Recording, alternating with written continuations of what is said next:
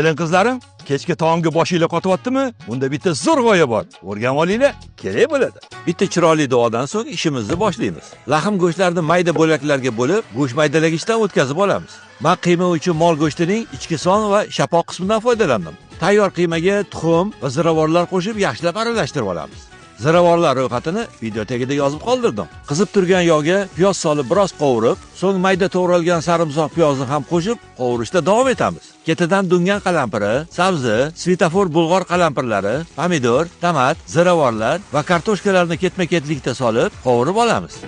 Endi qiymalarni yaxshilab urib pishitib, koptokchalar yasab olamiz. Duxovka listi ustiga qovurib olgan mahsulotlarimizni solib, so'ng qiyma koptokchalarini terib, ustini yaxshilab yopib, qizigan pechga 180-200 gradusga 1 soat davomida pishirishga yuboramiz. Pishgan taomimizni falgalarni olib, ustiga qirg'ichdan o'tkazilgan pishloq qo'yib, yana 10-15 daqiqaga pishloq erigunga qadar pechga yuboramiz. Mana taomimiz tayyor. Ustini ko'katlar bilan bezab, dasturxonga tortamiz. O'ylaymanki, bu taom qiyin emas va ko'p vaqtinglarni olmaydi.